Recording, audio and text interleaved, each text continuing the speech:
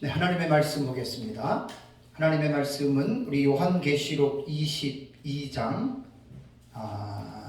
요한계시록 22장 10절 말씀입니다. 저희 교회는 이제 성경을 봉독할 때 다 일어서라고 합니다. 우리 한번 다음은 일어서 볼까요? 성경을 들고 우리 요한계시록 22장 10절 말씀 제가 봉독해 드리겠습니다. 이것은 하나님의 말씀입니다. 또 내게 말하되 이 두루마리의 예언의 말씀을 임봉하지 말라. 때가 가까우니라. 아멘. 아멘. 네, 앉으시기 바랍니다. 성경을 들고 일어서라고 하는 이유는 성경에 하나님의 말씀이기 때문에 이 하나님의 말씀에 대한 우리가 경외심을 갖기 위해서, 또 그리고 목사가 설교하고 강의를 할 때 어떤 인간적인 자기 얘기를 하려고 어떤 이론을 설파하려고 하는 것이 아니라 성령의 감동으로 기록해 놓으신 하나님의 말씀을 전하는 것이라고 하는 이제 그것이 이제 우리가 전제가 깔려 있기 때문에 제가 이제 성경을 봉독할 때는 이제 저희 교회에서는 얼마 전부터 이제 스탠드업을 해서 제가 이제 성경을 제가 이제 이렇게 봉독해 드리고 있습니다. 어제 이제 주일날에 하나님이 아침에 조금 인사이트를 좀 주신 게 있습니다. 그래서 좀 강의하기 전에 잠깐 좀 여러분들에게 좀 나누고 싶은 그런 이야기입니다.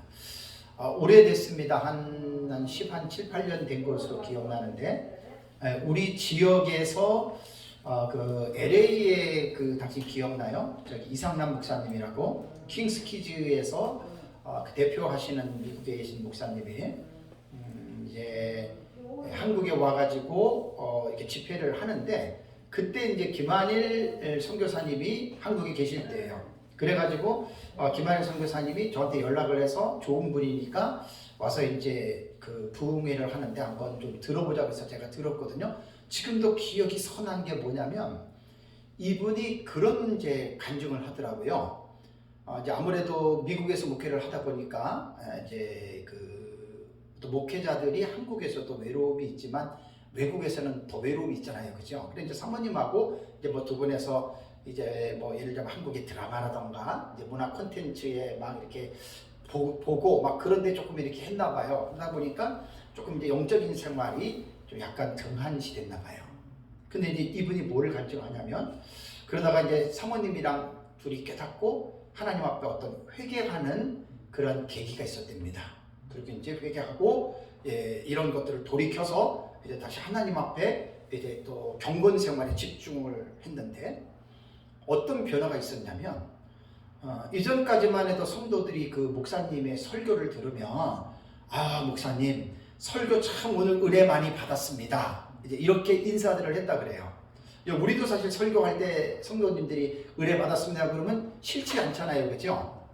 근데 이분이 사모님하고 어떤 그러한 뭔가 결단을 하고 하나님 앞에 바르게 서서 이렇게 하다 보니까 성도들이 설교를 끝난 반응이 인사의 그 감사의 반응이 바뀌어졌다 그래요. 당신 기억나요? 뭐예요? 그 내용이 목사님의 설교를 듣고 내 삶이 변했습니다. 그게 한 17, 8년 된 것 같은데 지금도 선하게 남아요. 이번 이제 주일날 아침에 저는 항상 이제 세면장에 들어가면 하나님이 반드시 97%입니다. 지금까지 한 가지 이상의 인사이트를 딱 줘요. 너무너무 감사하고 나는 너무너무 신기하죠. 그래가지고 그거를 메모지에다가 잠깐 썸머리 해놓고 이제 교회 갔다 와서 제가 약간 좀 입력을 했거든요. 그래서 그때 제가 느꼈던 감동은 이런 겁니다. 목사님들에게 가장 중요한 게 뭘까요? 목사에게 가장 소중한 것이 뭘까요? 말씀 전하는 것. 성경입니다. 그러니까 성경. 그러니까 뭐 교회도 커야 되겠고 또 이름도 있고 명예도 있고 그러면 좋겠죠, 그죠? 근데 저는 사실 교회도 크지도 않고 명성도 없고 저는 무명이고 학위도 없고 저는 아무것도 없어요. 진짜입니다.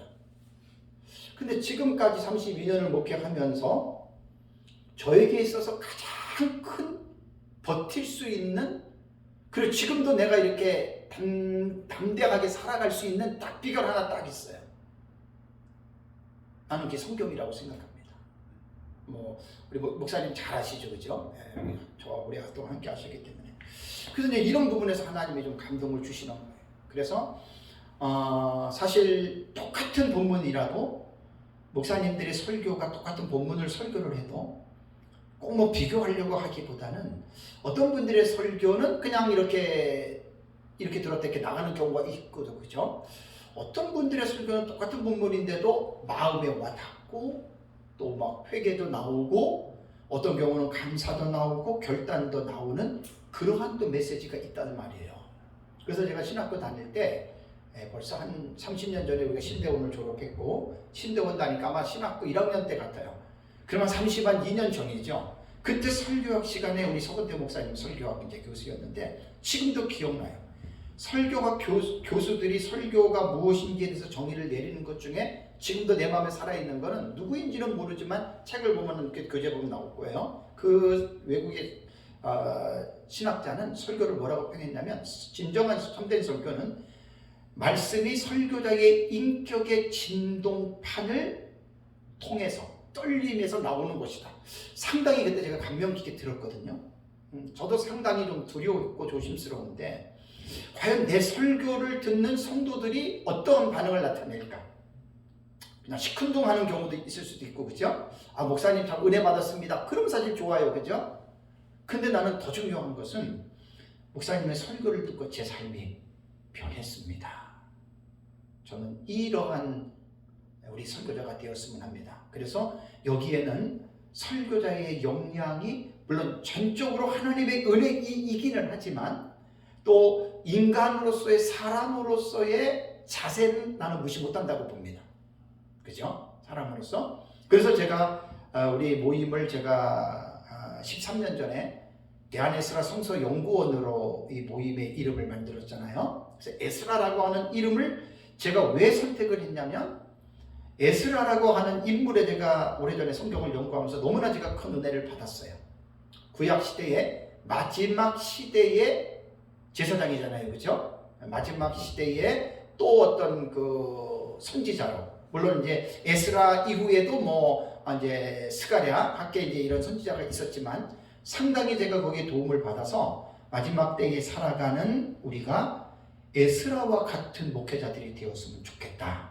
그래서 6장 10절에 여호와의 율법을 연구하고 준행하며 가르치기를 결심했다라고 6장 10절에 나오면서 에스라서 전체를 보면은 에스라는 정말 여호와의 율법을 너무 깊이 연구한 학사라고 그랬잖아요, 그죠? 학사라고 이야기를 했고 그 다음에 그 에스라서와 그 다음에 또 뭐죠? 그 역대기서지 아니야 저기 열왕기서. 열왕기서 보면 에스라의 저자로 대부분 학자들이 이야기를 하거든요. 그걸 보면 에스라가 얼마만큼 성경을 깊이 있게 그 당시에 역사를 갖다가 정리한 거잖아요, 그죠? 열왕기는. 그리고 나서 이제 그 에스라서를 뒷면을 쭉 보면은 에스라의 그 삶과 에스라가 가르칠 때 이스라엘 백성들이 회개하는 그 모습을 보고 제가 너무나 옛날에 감동을 받았습니다. 그래. 에스라와 같은 목회자가 되어야 되겠다. 그래서 이제 성경을 연구하면서 이제 지금까지 이제 오고 있습니다. 그래서 참 조심스럽지만 우리 목회자들이 가장 우리가 중요하게 생각해야 될 첫 번째 요소가 성경입니다.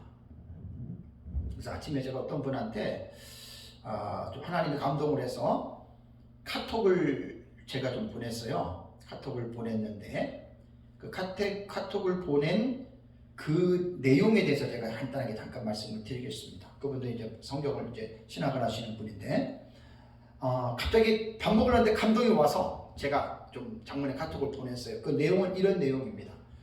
성경을 깊이 있게 연구하는 일은 쉽지 않습니다. 단서가 깊이 있게 연구하는 거예요. 그냥 이게 설교하기 위해서 우리가 그냥 간단하게 뭐 어느 시간만 들여가지고 보는 것 말고 성경을 좀 깊이 있게 우리가 연구하는 일은 쉬운 일이 아니고 그리고 이 일은 외로운 길입니다. 그죠? 공부하시는 분들 알잖아요, 그죠? 또 외롭고 힘든 일이에요. 저는 이제 목회의 에너지를 거의 투자하지 않고 성경을 연구하는 데 13년 동안 계속 여기에 집중하다 보니까 사실 힘들어요. 솔직한 얘기로 인간적으로 많이 외로워요. 그래서 결국 얘가 이 사역을 하면서 이 일은요, 사람 앞에서 하는 것도 아니에요. 내 이름을 드러내고 과시하고 또 그 다음에 이것은 나를 어떻게 하려고 하는 것이 아니라 살아계신 하나님 앞에서, 코람데오죠. 살아계신 하나님 앞에서 하는 일이기 때문에 더군다나 이 일은 내 결심으로 안 돼요. 인간의 노력으로는 안 돼요. 목사님들이 얼마나 삶이 바쁩니까? 가정도 돌봐야지요, 교회 봐야죠, 성도 해야죠, 여기저기 다녀야지요, 또 생활 어려우면 또 생활에 정말 너무너무 바쁜 게 진짜 목사님들은 멀티플레이어예요. 한 가지가 아니라 모든 것들을 다 관여해야 되잖아요. 근데 그렇게 많은 일들 가운데에 과연 우리는 무엇을 우선으로 해야 되느냐, 이 우선순위 문제는 저는 상당히 중요하다고 봅니다. 그래서 두말할 나위 없이 가장 우리 목회자들에게 있어서 가장 중요한 것은 무엇이냐, 성경을 연구하는 것이다. 성경 연구가 그냥 설교하기엔 적당한 연구가 아니라 어느 한 테마, 어느 한 주제를 잡으면 그걸 깊이 있게 연구하는 거. 저는 이제 그렇게 좀 하다가 보니까 결코 쉽지 않아요. 요세푸스 같은 거, 고대사, 그다음에 전쟁사, 아피오 반방문, 우리 책에 있는 거 하버드 출판사에서 번역된 거 나온 거, 그 한 4,000페이지 정도 되거든요. 그런 책을 읽어내야 되니까 웬만한 결심 없이는 힘들잖아요, 그죠? 기독교 강요 같은 경우도 대작이죠. 그다음에 헤로도트 역사 같은 경우도 또 1,000페이지지만 읽어도 되게 힘들어요. 이제 역사를 연구를 하면서 내가 이제 그런 것들을 다 해봤기 때문에, 그래서 이제 성경을 연구할 때 성경만 봐서는 성경을 모릅니다. 이 말 되게 유명한 말입니다. 어떤 분들이 성경을 500번, 1000번, 어떤 분들은 3만 번 읽었다는 분이 있어요. 다 비정상입니다. 비정상이에요. 성경을 몇천 번 읽지 말고 그 성경을 읽기 위해서 수천, 수만 권의 책을 읽으셔야 돼요. 이 말은 제가 성경을 두 번째로 두라는 말이 아니에요. 성경은 그렇게 간단하게 읽혀지는 책이 아니잖아요. 구약 성경의 예언서 같은 경우가 그냥 딱 달려들어가지고 이사야서, 에레미야, 에스겔 그냥 읽는다고 그게 이해가 됩니까? 그 역사적인 배경을 우리가 먼저 공부를 해야 되잖아요. 그리고 어떤 묵시적으로 쓴 구약의 다니엘서라든가 신약성경의 요한계시록 같은 거, 이게 그냥 읽어집니까? 스가랴서 같은 게? 아니잖아요. 이게 기가 막힌 일들이 너무 많아요.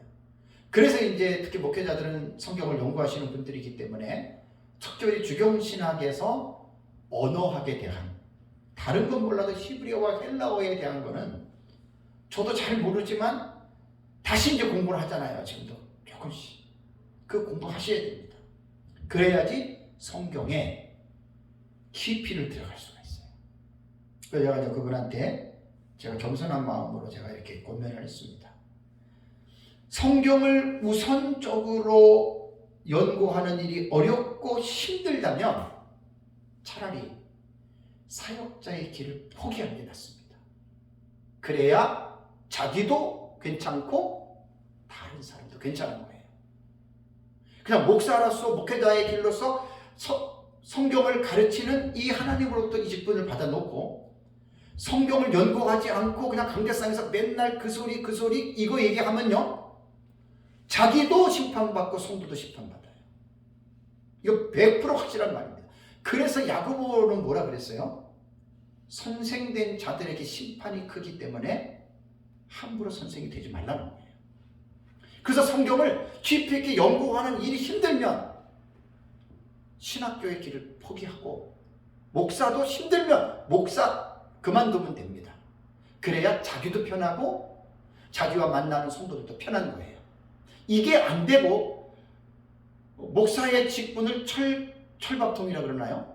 철밥통이라 그래가지고 끝까지 그 읽고 나가면서 성경에 깊이 연구 안 하면 결코 유익하지 않습니다. 그래서 이제 아침에 좀 그러한 인사이트가 좀 있어가지고 주일날에서 이 부분을 좀 먼저 제가 좀 말씀을 드려야 되겠다. 자, 이 첫째 시간에는 제가 강의 내용은 한국 교회는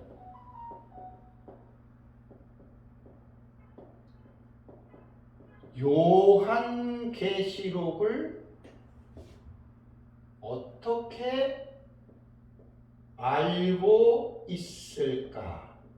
한국 교회와 요한계시록의 관계에 대해서 제가 첫 시간에 좀 강의를 좀 하려고 합니다. 자, 왜 강의를 하려고 그러냐면 지난 주일날 혹시 아십니까? 11월 20일 주일날에 대구에서 어떤 일이 있었는지 아십니까? 이번 주 말고 지난 주일에 대구요. 네. 신천지. 신천지 예수교 증거 장막 성전에서 그 신천지가 대규모 종교 행사가 대구 수성구 노변동 대구 스타디움에서 열렸어요. 그런데 이번 행사에요, 신천지 신자 신학교 수료생이 몇 명인 줄 아세요? 10만 6천 명입니다.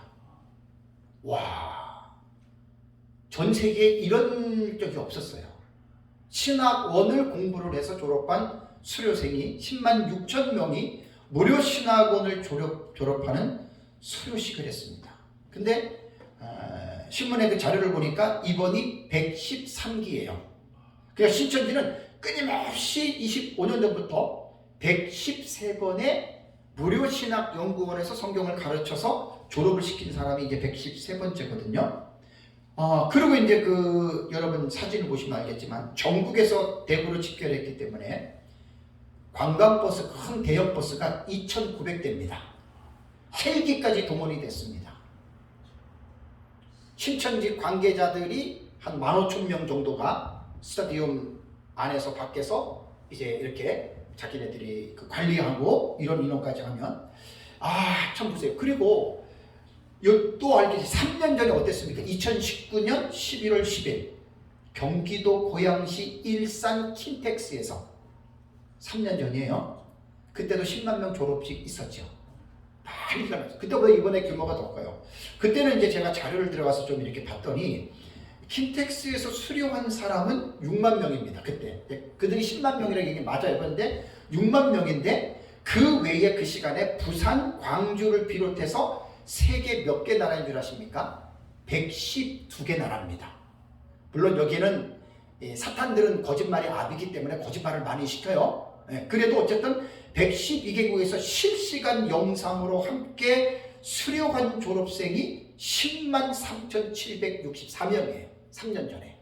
자, 이때 신천지 교인의 신도수가 약 30만 명이라 그랬죠. 3년 뒤에 지금 몇 명이 졸업했다고요? 10만 명이에요.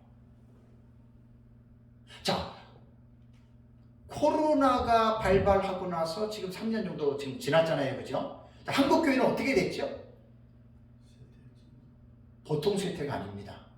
그러니까 제 생각엔 딱 30% 그냥 딱 잘라뒀다고 생각하면 30%. 엄청난 신도수거든요. 고신, 합신, 종신, 총회에서 다 보고된 거 보면 다 마이너스입니다. 다 마이너스입니다. 그리고 총신대학교 있잖아요. 총신대학교가 비행기 모두 안 눌러서 그래. 한번 당겨서 눌러보세요. 살짝 내려서. 끄지 말고 내려서. 지금 60명. 60명이래요? 그렇구나. 비행기 모드만 누르면 돼요. 그리고 다시 올려요. 위에서 스크루 발을 내리면 내려와요. 안 돼요? 내가 그걸 깜빡했네. 죄송합니다. 얘를 누르고. 계속 그게 졸업생들은 다 어디가 있는 거예요? 이 목사님. 네, 됐어요. 제가 이렇게 잠깐 깜빡해요. 유튜브 촬영할 때는 비행기 모드를 누르면 이게 안 들어오거든요. 제가 또 깜빡했네. 고신이 이번 60명이네요. 110명, 60명이죠. 예. 작년에 70명 조금 됐는데 뭐 그랬는데 총신이 올해 최초로 23년 신학생이 0.94대 1입니다. 자 보세요. 총신이 그랬다고 하는 거는 완전히 이제 보수 신학계에 고시는 뭐 벌써부터 그랬고 벌써 60명이면 110명 정원에 이거 좀 보통 문제가 아니거든요. 합신도 마찬가지일 거란 말이에요. 여러분 보세요. 3년 동안에 지금 내려오는 기독교적인 수치는 너무 심각합니다. 신천지는 보세요. 3년 지난 다음에 어떻게 해요? 10만 명이 넘는 사람이 무료 신학원을 졸업한 거예요. 그러면 3년 전에 30만에서 최소부터 40만이 넘죠. 그리고 코로나 기간에도요, 해마다 온라인으로 수료식을 2만 명, 3만 명씩 했습니다. 여기에서 솔직한 얘기로 가지고 거짓말을 많이 시키니까 어디까지가 사실이고 진실인지는 모르지만 지금 상태가 여러분 지금 이렇다는 거예요. 지금. 그래서 신천지의 신학원의 통계를 보면 1986년에 1기가 120명이 졸업을 했더라고요. 거기 신천지 자료 다 교회로 와요. 그리고 나서 2021년 작년까지 졸업한 사람이 30만 명이에요. 졸업생활. 물론 이제 빠져나간 사람도 있겠죠. 그들의 자료에 의하면 35년 동안에 120명에서 30만 명이면 작년까지 2,500배의 성장입니다. 이거는 상상을 초월합니다. 한국 교회에서 이단의 역사 가운데에 가장 이단의 무리가 많았을 때가 언제인 줄 아세요? 박태선 전도관 때입니다. 그때 전도관 신도수가 100만 명을 넘었거든요. 이거는 기록이에요, 기록. 신천지 이만희도 전도관의 후계자들이에요. 거기서 다 배운 거예요. 영생교 조희성도 그렇고 전부 다 이단들은 전도관 거기에서부터 전부 다 연결돼서 나온 것들이에요. 전에도 많이 말씀을 드렸지만 신천지가 급성장하는 이유가 뭘까요? 지금 이 사람들 말도 못합니다. 사회운동까지 시작해가지고요, 화정에도 딱 보면은요, 노란 쪽지를 딱 입고 길거리에서 쓰레기 줍습니다.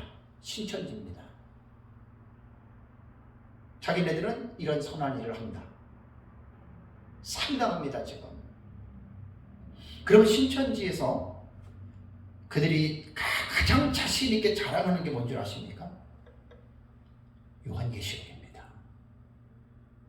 이만희가 계속 기존 교회의 목사들에게 도전장을 내미는 게 뭐냐면, 목사님들은 요한계시록을 아십니까? 이거예요. 이걸 지금 계속 강조를 하는 거예요. 그리고 이만희는 뭐라 그러느냐? 계시록 5장에 보면은 이긴 자가 인을 뗀다 그랬잖아요. 그게 이제 다윗의 자손 예수 그리스도인데, 이만희는 이긴 자가 내가 이긴 자예요. 근데 철떡같이 신천지 교인들은 그걸 믿습니다. 내가 이긴 자라.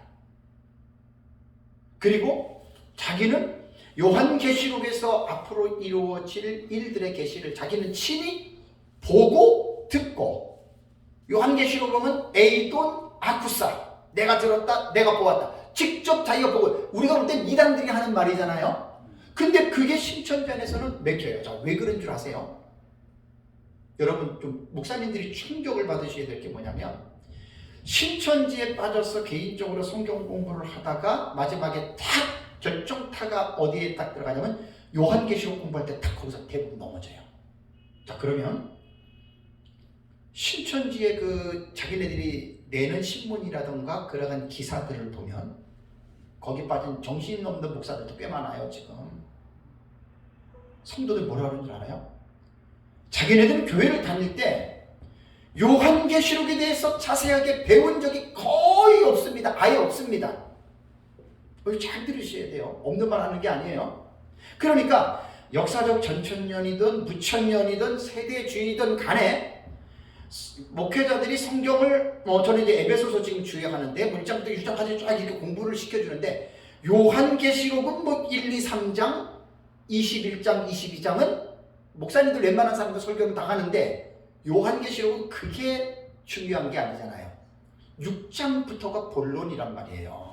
그럼 첫째인 때고 둘째인 때고 셋째인 때고 인 때고 일곱인 일곱 나팔 일곱 대죠. 그 본경 사이에 삽경들이 들어가잖아요. 막강계시가. 무천년도 어렵고 전천년도 어려워요. 그럼 목사님들이 성도들에게 요한계시록을 전천년이든 무천년이든 세대주의든 어쨌든 1장부터 20장까지를 잘 가르쳤다면, 성도들이 요한계시록을 그것을 가지고 기본적으로 이해를 했다면 절대로 신천지 안 빠집니다. 분명히 계시록 5장에서 이긴 자가 다윗의 자손 예수 그리스도거든요. 예수 그리스도가 이격구에서 인을 떼잖아요. 그죠? 사도 요한이 막 울잖아요. 인을 뗄 자가 없다 그러니까. 그게 예수님이잖아요. 근데 이만이다 그러면 이 요한계시록을 잘하는 사람은 이거 정신 나갔네 그럴 거 아니에요. 그죠? 거기다 빠져버리는 거예요. 그리고 이만이 직접 제가 영상을 통해서 5, 6년 전에 들은 겁니다. 수천 명의 그 성도들을 앉혀놓고 여러분 교회 다닐 때 목사님들한테 요한계시록 들어봤습니까? 이렇게 항상 이만이 이래요. 예? 들어봤습니까? 그래요. 거의 모든 성도들이 못 들어봤다 그래요. 그러면 이만이 뭐라는 줄 알아요? 여러분들이 다녔던 기성교회 목사들은 바벨론 목자다. 우리가 말하는 음료 목자라는 거예요. 그래서 성도들을 다 지옥으로 끌고 가니까 신천지는 좋은 일을 하는 거예요. 그들의 추수꾼이 뭐냐면 바벨론 교회, 이 한국 교회가 바벨론 교회라고 얘기를 해요. 근데 그들은 그렇게 철떡같이 믿고 있어요. 바벨론 교회 다니는 성도들 죽으면 어디 가요?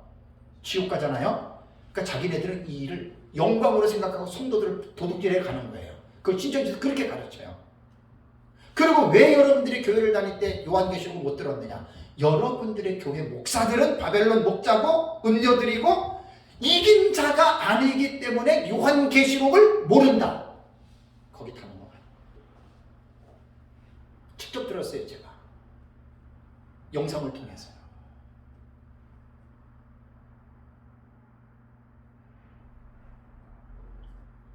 여러분 솔직한 얘기로 솔직히 한번 생각해 봅시다. 성경 66권이 다 성령의 감동으로 기록됐잖아요. 그럼 요한계시록을 왜 목사님들이 안 가르칩니까? 제가 볼 때는 거의 확실하게 90%가 넘어요. 90% 이상의 목회자들은 아예 요한계시록을 몰라요. 이제 어떤 분들 되게 기분 나쁠 분도 있겠지만 기분 나쁠 필요 없어요. 그것이 신천지를 통해서 한국교회 하나님이 드러나게 한 거잖아요.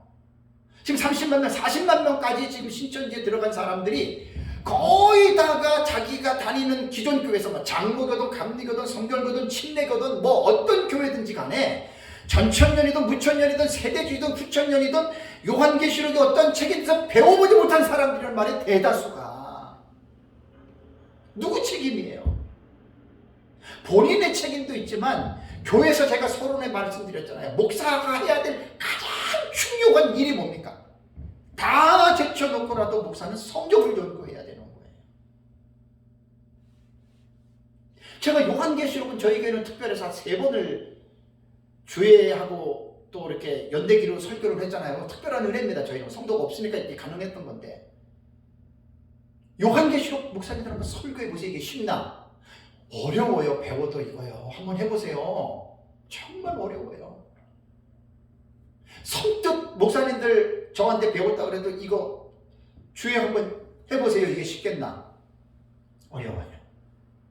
성도들이 알아들어야지 설교를 하잖아요. 그죠? 알아듣게 하려고 그러면 여러분 얼마나 하고 또 하고 해야 되는 줄 아세요?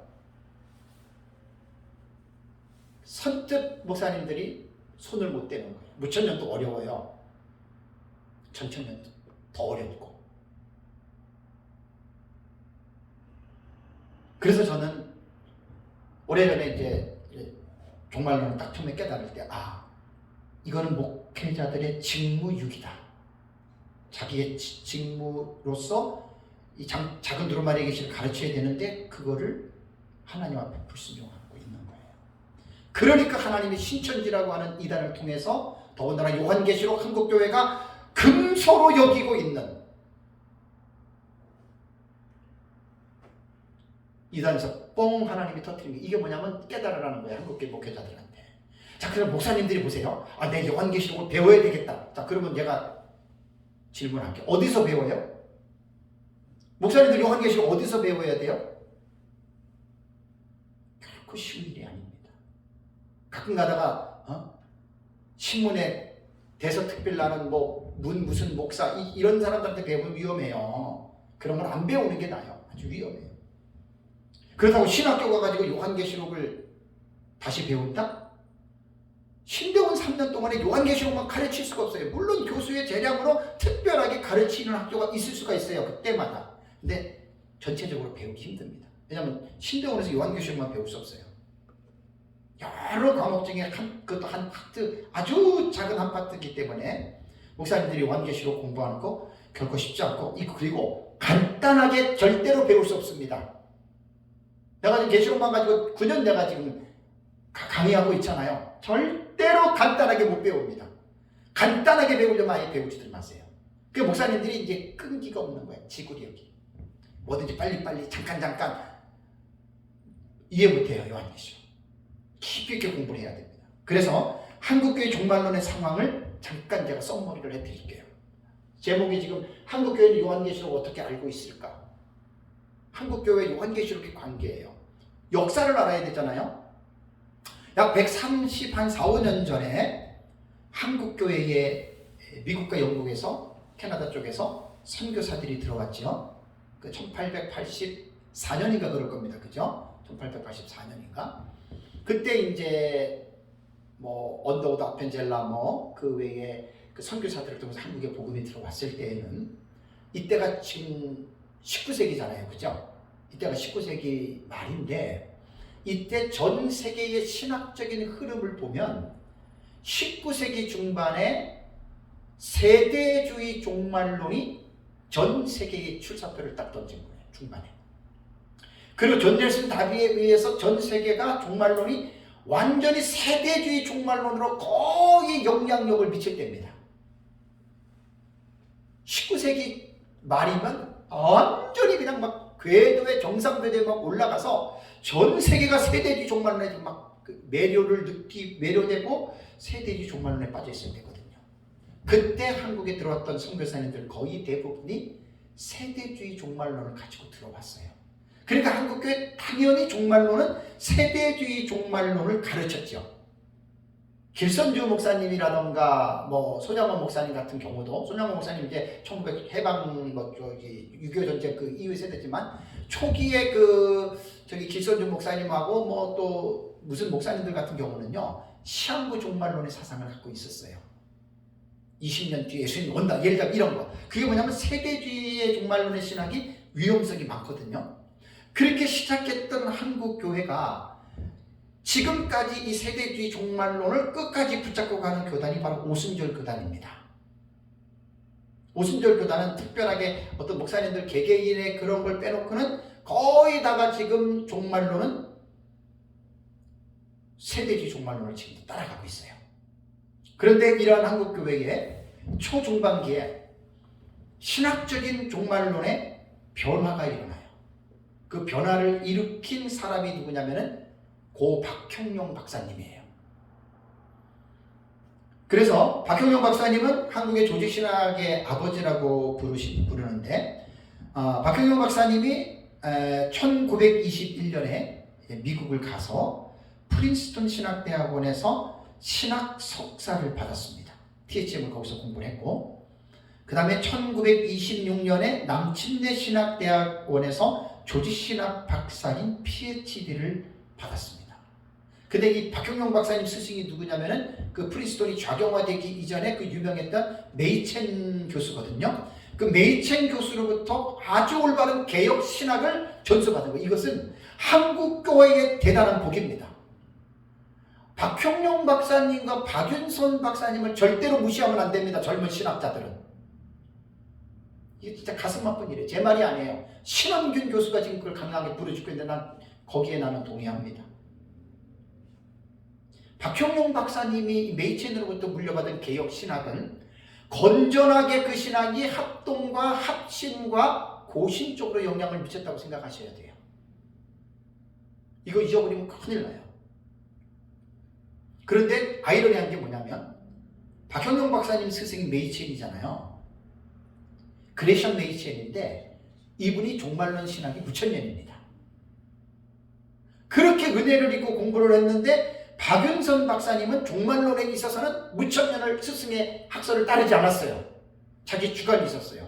그 박형룡 박사님이 따랐던 이 종말론이 뭐냐면 역사적 전천년입니다. 근데 역사적 전천년을 미국에서 배운 게 아니고 박형룡 박사님은 그 옛날에 그 평양신학교 있잖아요. 그 평양신학교에서 오랫동안 조직신학을 가르친 교수가 누구냐면은 레이놀즈라는 선교사입니다. 미국 선교사예요. 한국 이름으로는 이율서입니다. 이율서예요, 이름이. 네. 이율서라고 그래요. 레이놀즈예요. 미국 선교사예요. 근데 이분이 평양신학교에서 박형룡 박사님, 나는 몰라요 이분이 누군지. 근데 박형룡 박사님의 이 고백을 보면은 교의신학 7권 내세론 278페이지에 보면은 뭐라고 박형룡 박사님이 썼냐면, 대한예수교 장로회의 신학적 전통은 역사적 전천년기 전 재림론이다. 그러니까 천년기 전 재림론이야. 이게 바로 역사적 전천년이거든요. 그래서 이제 이 역사적 전천년의 재림론을 평양신학교의 이눌서 박사를 통해서 한국에 소개됐다, 이렇게 말하는 거예요. 그러니까 이 초기에 처음에 들어왔을 때에는 세대주의 종말론이라 그랬죠. 위험성이 많아요. 그런데 이제 하나님은 우리나라의 이율서 레이놀즈 선교사를 통해서 세대주의의 위험한 것들을 제거시키고 역사적 건전한 역사적 전천년의 종말론을 했는데, 그때 박형룡 박사님이 그 은혜를 받고 미국으로 공부하러 갔던 거예요. 아마 아무것도 모르고 미국에 공부했으면 무천년을 받아왔겠죠. 근데 이제 이율서 박사한테 역사적 전천년의 종말론을 가지고 있었기 때문에 미국에 가서도 흔들리지 않았던 거죠. 자, 그리고 나서 박형룡 박사님은 그 책에 뭐라고 이야기를 하냐면, 8.15 광복 후 남산에 장로회 신학교와 총회 신학교가 있었는데, 여러 해에 걸쳐서 조직신학을 강의한 박형룡 박사님도 나는 역사적 전천년론이다라고 분명하게 내세론에 박형룡 박사님이 글을 남겼습니다.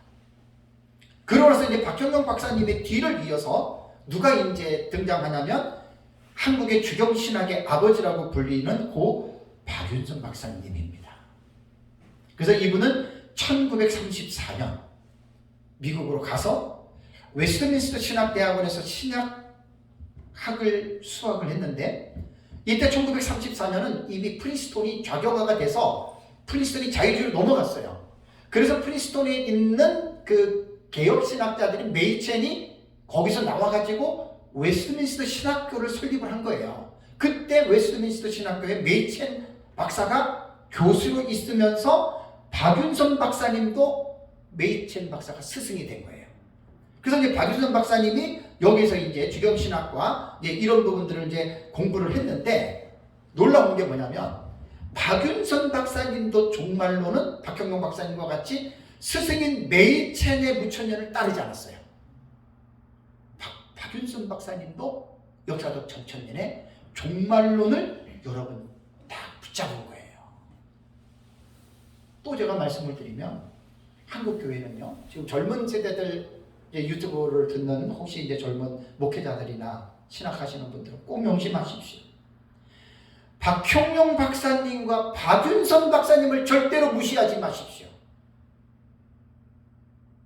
조직신학에서는, 교회학에서는 박형룡 박사님이 한국의 기초석을 너무나 메이첸의 개혁신학을 너무나 올바르게 깔았고, 거기에 그 개혁신학을 가지고 주석을 쓰고 주경신학을 가르쳤던 박윤선 박사님의 그 은혜를 잊으면 안 돼요. 한국교회는. 안타까운 게 젊은 신학자들 중에 개혁신학보다는 약간 신복음주의 사상이나 이런 쪽으로 있는 분들이 박형룡 박사님과 박윤선 박사님을 우습게 평가 잘하는 지금 젊은 신학자들이 있어요. 나는 그분들 향해서 정신을 차리라고 말해주고 싶어요. 개혁신학의 핵심을, 그 흐름을 따라가야 돼요. 신학은 그러잖아요. 족보신학이에요. 칼빈부터 종교개혁신학부터 쭉 505년 정도 흐르면서 신학의 그 흐름이 족보거든요. 족보. 거의 지금 미국도 그렇고 지금 개혁신학을 따라가는 신학자나 개혁신학을 따라가는 사람들은 극소수입니다. 우리나라도 마찬가지입니다. 거의 다가 보면 이제 신복음주의 사상입니다. 그 조금 더 리버럴 하면은 신정통주의까지 갑니다. 이게 지금 한국교회 세계의 신학의 흐름이거든요. 박형용 박사님과 박윤선 박사님은 절대로 잊어서는 안 됩니다. 그래서 박형용 박사님과 박윤선 박사님 두 사람의 영향으로 한국교회는 세대주의 종말론의 위험으로부터 빠져나왔는데 이것은 난 하나님의 특별한 저는 섭리라고 저는 생각을 합니다. 그리고 나서 이제 한 35년, 한 40년 그러니까 서철원 박사님이 화란에서 공부를 했어요. 화란 신학은 종말론이 무천년 종말론입니다. 아브라함 카이퍼하고 뭐 그다음 헤르만 바빙크 이런 분들 또 하나 또 칼빈주의 3대 누구죠? 그 볼콘 말고 저기 아브람 카이퍼 그다음에 저기 바빙크 바빙크하고 또 하나 있잖아요. 워필드, 비비 워필드. 네, 칼빈의 3대 그 신학자잖아요. 다 무천년이 화란 신학이. 그러니까 이제 서철원 박사님이 화란에서 종말론을 무천년으로 하고 와서 총신대로 들어와서 한 40년 될 겁니다. 잘은 몰라도. 거기 들어가가지고 무천년을 가르치는. 그러니까 박윤선 박사님, 박경영 박사님의 그 아성인 전천년을 무너뜨릴 때 그때 이호규 목사님이 그때 신학을 공부할 때라 그랬잖아요. 나 그 이호규 목사님한테 들어서 알아요. 그래가지고 학생들이 서철원 박사님이 무천년 가르칠 때 데모했다 그랬잖아요. 이단이라고. 내 쫓는다고. 그때부터 사실은 이제 외국에서 구미에서 이제 공부했던 그 신학자들이 한국에서 무천년을 가르치기 시작하면서 역사적 전천년은 박형용, 박윤선 박사님 때의 총신을 중심으로 교단의 헌법에까지 천년기전 제일 있는 역사적 전천년이거든요. 그렇게 하다가 서서히 구미에서 수학한 신학자들에서 한국교회 종말론 신학이 무천년으로 기울어지기 시작해서 지금의 현 상태는 젊은 신학자들 거의 다는 무천년 쪽으로 기울었다고 보시는 게 정확합니다. 그러니까 나이 든 사람들 외에는 거의 대부분이 지금 무천년 쪽으로 지금 이제 그런 부분들을 지금 가고 있다라고 하는 말입니다. 근데 사실 무천년도 어렵습니다. 말이 무천년이지 어려워요. 그러니까 내가 모르니까 내가 배운 교수가 무천년이다 그러니까 무천년 그러는 거예요. 목사님들이 개인이 종말론을 연구를 하면서 전천년이고 무천년이고 깊이 있게 공부하는 거는 책만 보고 공부도 할 수 있지만 그건 결코 쉽지 않아요. 선생이 필요한 거예요. 선생이. 앞서간 선생이 그거를 요약해가지고 가르치면 금방 배울 수 있는 내용들이거든요. 그래서 현재 같은 경우에는 한국교회의 상황이 거의 다가 무천년 쪽으로 지금 이렇게 기울어졌고 지금 이런 지금 상황입니다. 그리고 또 하나는 약 20년 전부터 이제 목사님들은 잘 알 거예요. 한국교회 안에서 종말론에 대한 논쟁이 사라졌어요. 그죠? 20년 이전으로 한 30년, 40년 전에만 해도 뭐 이강국 목사님하고 최각종 목사님하고 천연한국 때문에 막 서면 논쟁하고 막 난리 났잖아요. 그죠? 그 다음에 40년 전에 세대주의 뭐 등장해가지고 666 뭐 베리 저기 뭐죠? 그 바코드가 뭐 짐승편이 해가지고 막 난리를 치고 그게 잘못됐다라고 막 상당히 한국교회 종말론에 대해서 상당히 뜨거웠을 때가 30년, 40년 그때입니다. 그때만 종말론으로 서로 네가 옳으니 내가 옳으니 막 치고받고 싸우고 논쟁하고 이랬는데 20년 전부터는 서서히 잠잠해지고 지금은 서점을 가도 요한계시록에 관계된 책들이 거의 안 나와요. 거의 신간 안 나옵니다. 왜 그런 줄 아세요? 또 하나의 이유는 제가 요한계시록 독법할 때 말씀드렸죠. 미국과 이미 유럽 쪽의 종말론은요 40년 전에만 해도 전천년, 무천년, 세대주의, 후천년, 수천년은 조금 약화됐지만 뚜렷한 특징들이 있었어요. 뚜렷한 자기들의만의 자신감이랄까 이거다라고 있었는데 30년 전부터 이건 내가 그레고리 빌 주석에서 본 거예요. 이 30년 전부터는 미국에도 어느 하나의 뚜렷함을 주장하기보다는 절충주의라고 그랬죠? 종합주의입니다.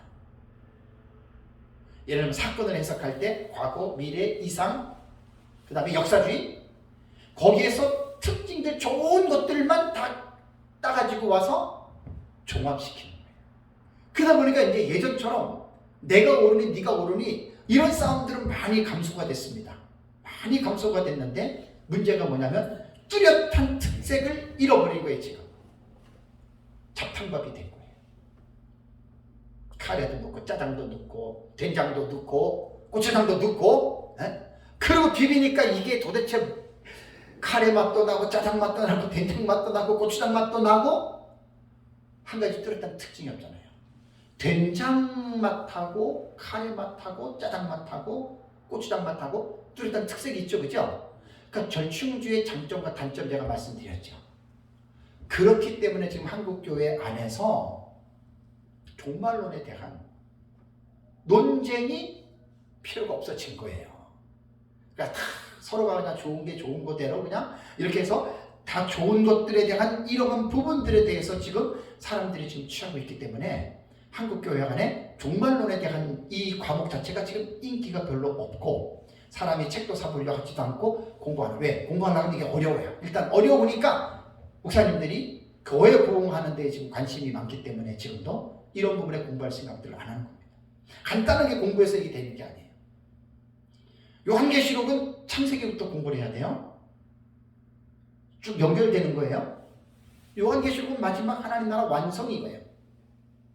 그러니 구약 성경에 대해서 지식이 없는 분들은 체계적으로 공부를 못해요. 어려워서. 그러니까 목사님들 대상으로 지금 서울에서만 9년째잖아요. 그죠? 못해요. 그래서 성경을 일단은 목사님들이 많이 알고 많이 공부한 사람들이 듣는 것도 잘 여러분 듣습니다. 그래서 제가 한국교회를 향해서 제가 어떤 그 종말론에 대한 대안과 조언을 제가 감히 조언을 한다면 목회자들은 요한계시록을 반드시 공부해야 됩니다. 반드시 공부해야 되는데 어떻게 공부를 하느냐면 한 가지만 배우면 안 돼요. 한 가지만 알면 어떤 결과가 나타나냐면 비교하고 나랑 다르면 공격합니다. 그래서 목회자들이 인격적으로나 영적으로나 잘못된 분들이 있어요. 인격 장애나 영적으로 교만하면 내가 알고 있는 내 것만 옳다. 그 문제 있는 사람들은 상대방을 비난하고 정죄합니다. 그 자기 문제예요. 그래서 2000년 기독교 교회사를 제가 쭉 종말론을 연구하다 보니까 정확하게 나누어진 4가지의 파트가 있잖아요. 그죠? 그러면서도 그것들을 그러니까 제가 이제 조언해드리고 말씀드리고 싶은 거는 뭐냐면 객관적으로 배우라는 거예요. 그래서 우리 한 1년 6개월 코로나 때문에 강의를 쉬었다가 이제 올 4월부터 대면 강의 시작했잖아요. 그래서 이제 지난달 10월까지 총 요한계시록 독법에 대해서 제가 22강좌를 했어요. 22강좌. 시간은 한 30시간 가까이 됩니다. 그게 지금 유튜브에 다 올려져 있어요. 4월달부터. 결코 그 쉬운 내용이 아닌데 정말 여러분 그게 너무너무 중요합니다. 또 간략하게 한번 정리를 해볼까요? 이거는 계속 해야 됩니다. 저도 계속 하니까 이게 이어지는 거예요. 요한계시록을 왜 어렵느냐? 어렵기 때문에 어렵잖아요. 그죠? 그럼 어려운 이유가 뭐예요? 이유를 알면 원인을 알면 문제가 해결돼요. 그냥 무조건 요한계시록이 어려워? 그러면 그냥 어려운 것으로 여러분 그냥 끝납니다. 그럼 요한계시록 어떻게 공부해야 되느냐? 크게 제가 3가지로 말씀드렸잖아요. 첫 번째는 뭐냐면 묵시문학적 장르로 기록이 되어졌기 때문에 묵시문학이라고 하는 이 부분을 반드시 공부해야 됩니다. 요한계시록. 그러니까 요한계시록은 묵시문학은 아니지만 요한계시록에 기록된 문체를 보면은 묵시적인 양식으로 기록했잖아요. 그죠? 그러니까 어렵잖아요. 바다에서 올라오는 짐승 7머리 10뿔, 땅에서 올라오는 짐승, 해로 옷 입은 여자, 불이 섞인 유리 바닷가, 흰옷 입은 큰 무리들, 이마에 14만 4천 인치 는 거. 여러분 이게 보통 문학적인 어떤 양식으로 기록된 게 아니에요. 그러기 묵시적인 양식이에요. 그렇기 때문에 요한계시록의 많은 내용이 은밀한 언어라 그래요. 시크릿 랭귀지라 그러죠. 은밀한 언어. 이게 바로 상징입니다. 심볼. 상징의 기법으로 기록을 했기 때문에 우리 그것은 묵시적으로 기록됐기 때문에 묵시문학에 대한 공부를 문학적으로만 공부를 해야 됩니다. 그래서 묵시문학이라고 할 때에는 이제 구약 성경에도 보면 묵시적인 책이 있어요. 대표적으로 다니엘서입니다. 네, 다음 시간에 좀 자세하게 제가 말씀드릴게요. 지금은 대체적으로. 그래서 이제 묵시문학의 기본적인 지식들은 숫자, 색상, 동물, 식물, 지명, 물건, 그다음에 구약 성경에 기록된 계시들 다 이게 이제 연결이 되니까 이거를 먼저 공부를 하고, 두 번째는 제가 말씀드린 것이 뭐냐면 해석학적인 구조에 대해서 알고 있어야 돼요. 이건 모든 성경이 마찬가지예요. 모든 성경이. 그럼 해석학적인 구조에서 첫 번째는 뭐냐면 텍스트를 어떻게 읽느냐를 설정해야 돼요.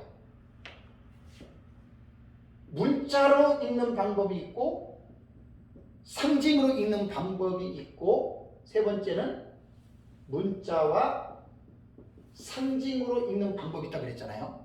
그러니까 요한계시록을 1장부터 22장까지 본문을 볼 때 이걸 먼저 결정을 하셔야 돼요. 나는 어느 쪽으로 할 것인가. 문자적으로 고집하는 게 세대주의고 상징만 고집하는 것이 무천년이고, 문자를 중시하면서 상징으로 하는 것이 우리의 역사적 전천년입니다. 이건 기본적으로 알고 있어야 돼요. 완전히 문자냐 상징이냐에 따라서 완전히 달라져요, 해석이. 두 번째는 뭐죠? 요한계시록에는 사건이 나오죠. 그렇죠? 사건. 1장부터 22장까지가 약 61가지 사건이 나와요.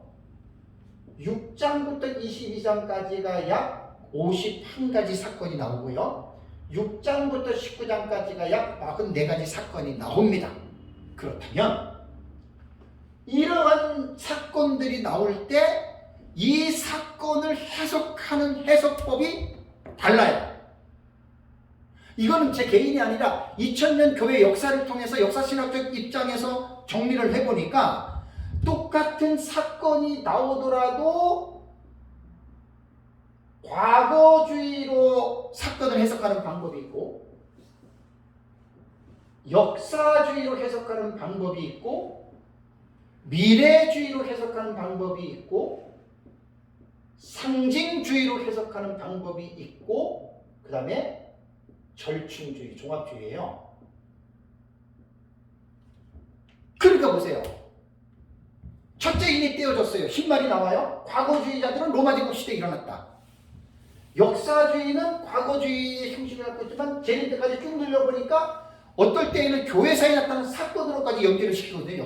역사주의도 상당히 복잡하더라고요. 미래주의는 이거는 아직 일어나지 않고 예수님 재림 직전에 일어날 일이다. 상징주의는 그거 사건, 과거, 현재, 미래 그 상관없어. 말 그대로 그건 어느 시점에 나타나는 사건이 아니고 상징으로 기록했을 뿐이야. 거기서 우리는 상징적 의미를 깨달아서 신약시대 전체의 선과 악의 싸움을 통해서 선이 이긴다. 요한계시록 그렇게 해석해라. 이게 상징주의 해석에 묻혔냐.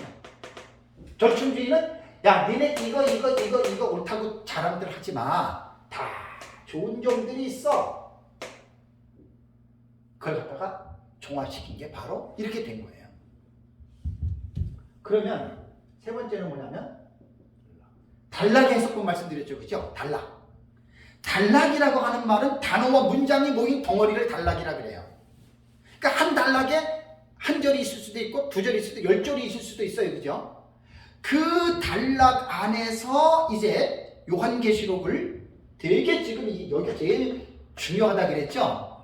사실 목사님들 이거 거의 이해 못하고 있어요. 요거까지는 과거, 역사, 미래, 상징 요거는 다들 말들 하고 계시록에 대해서 해석하는 사람들이 사는데 요 단락의 해석법은 의외로 많이 안 나와요. 예, 어려워요. 그래서 단락의 해석법은 제가 뭐뭐 얘기를 했죠? 점진법, 그 다음에 두 번째는 반복법, 그 다음에 세 번째는 전진하는 방법법, 네 번째는 교차대꾸법. 교차대꾸법이 키워준 구조예요. 그 다음에 다섯 번째는 제가 뒤에 강의했던 게 점진적 평행법이에요. 점진적 평행법. 그 다음에 여섯 번째가 우리가 보는 본경과 삽경의 상호 교차 구조예요. 이게 지금 요한계시록은 이게 지금 여기가 제일 중요한 거예요. 여기가. 그러니까 쉽게 말하면 6장부터 19장 해석이 제일 어렵거든요. 그 44가지의 사건이 어떻게 사건을 정리하느냐, 점진적으로 순서대로 일어나느냐, 아니면은 똑같은 한 가지의 방식이 세 가지의 인납발대적으로 이루어지느냐, 아니면 이것 중에 합한 것이냐, 아니면은 교차대꾸법으로 뭐 A, B, C, D, D, C, C 다시 B B 다시 A 다시 해가지고 교차대꾸법 키아준 구조 이렇게 보느냐, 아니면 점진적 평행법은 무천년에서 무천년 그 신학자 누구예요? 그 저기 주석. 그레고리 빌 말고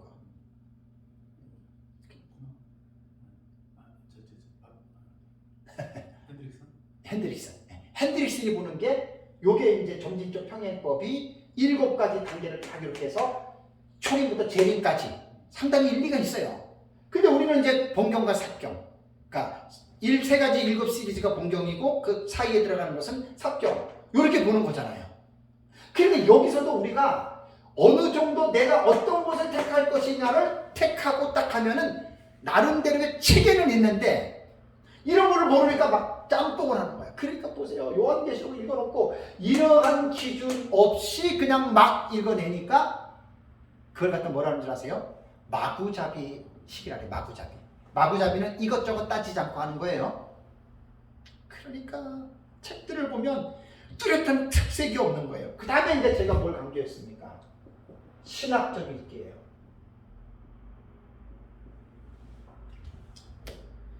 성경은요 그렇게 간단하게 공부하는 게 아니에요. 그렇게 알 수 없어요. 이거에다가 신학적 읽기가 주경신학, 조직신학, 역사신학, 실천신학, 그런 신학적인 깊이를 더해서 요한계시록을 이렇게 읽으라는 거예요. 지금 제가 강조하는 거는 뭐 전천년이 오르냐 무천년이 오르냐 세대주의가 오르냐 싸움 박질하지 말고, 네? 이렇게 신학적이고 체계적인 학문적인 지식적인 근거를 가지고 당신이 전천년을 믿던 무천년을 믿던 세대주의를 믿던 당신이 이러한 식으로 한번 변증해 보라는 얘기예요. 제 얘기는. 그리고 내 것만 옳다고 싸움 박질하지 말라는 거예요. 뭐 나는 요한계시록에서 천년왕국을 보지 못했다고. 지가 지 눈에만 안 보인 거지. 지 눈에만 안 보인 거잖아요. 그죠? 그런 쓸데없는 얘기를 하지 말자는 거예요. 제 얘기는. 그리고 나와 다르다고 해서 상대방 무시하지 말고 존중해 주세요. 제가 이걸 지금 강조하는 거예요. 그래서 이거를 제가 22강좌 30시간을 제가 순서대로 제가 강의를 했습니다. 4월부터. 그래서 이제 이게 제가 이제 책으로 지금 원고는 다 돼 있어요. 지금 책으로 내려면 이거 지금 원고 정리해야 돼요. 근데 지금 에베소서 설교 때문에 내가 지금 부담이 많아가지고 계속 에베소 주에서, 그것도 나 주의 설교니까 부족하지만 원문 자꾸만 들어 공부하고 배웠던 거 지금 하니까. 근데 요것이 이제 제가 쓰는 책의 일부에 들어갑니다. 요한계시록 독법으로. 한국교회는 요한계시록을 어떻게 알고 있을까? 이렇게 지금 알고 있냐는 거예요. 무천년이고 전천년이고 세대주의든 간에.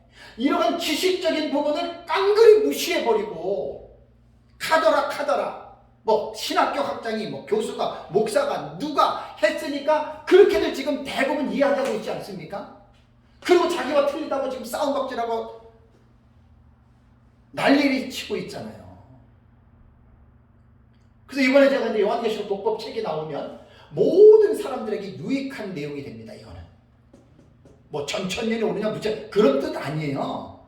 역사신학적 입장에서 2000년 동안의 교회가 어떻게 요한계시록을 읽어왔느냐 이걸 보고 나만 옳다 그러지 말자는 얘기입니다. 제 얘기는.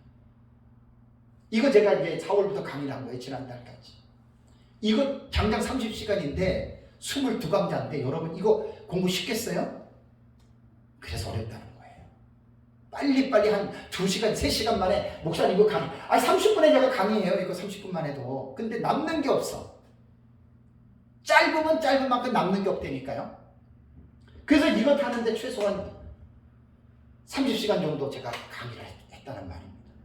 그러면 이제 어느 정도 요한계시록을 어떻게 공부해야 할 것인지에 대한 인사이트를 얻어요. 인사이트를. 그래서 이제 4월부터 지난달까지 했던 거 총 제가 이제 요약을 해서 말씀드리고, 이제 다음 시간에는 그렇다면 우리가 보는, 내가 보는 요한계시록은 어떤 내용인가 말해보라. 그걸 내가 말하려고 그래요. 그럼 이제 제가 말하는 걸 들어보세요. 다 이 틀 안에서 제가 학문적으로, 신학적으로 올바른 지식을 뒷받치면서 저는 말을 합니다. 그러니까 이렇게 하자는 거예요. 제가 전천년만 옳다고 말하는 사람이 아니에요. 무천년이라도 그냥 무조건 막 핸드릭슨이 그랬으니까 그렇게 말하지 말고 이렇게 무천년도 얘기를 해 나가란 말이에요. 하나하나, 본문 하나하나를. 이건 결코 쉽지 않습니다. 그래서 어쨌든 서론에 제가 신천지 문제를 한 것은 실상이고요. 너무너무 중요하고, 목사님들 직무 6입니다. 요한계시록 안 가르치면 뭐 요한계시록 안 가르쳤다 그래가지고 뭐 심판을 받거나 지옥 가거나 그런 건 아니에요. 그건 일종의 인간의 연약이고, 무지는 그것 때문에 지옥 갈 일은 없죠. 제가 그렇게 말씀드리는 게 아니라 좀 도전 의식을 갖고 우리 교회 성도들 좀 보호해야 되겠다. 신천지로 빠지지 않도록. 그러려면 성경을 특히 요한계시록 잘 연구해서 가르치는 그런 은혜가 있기를 바랍니다. 잠깐 쉬겠습니다.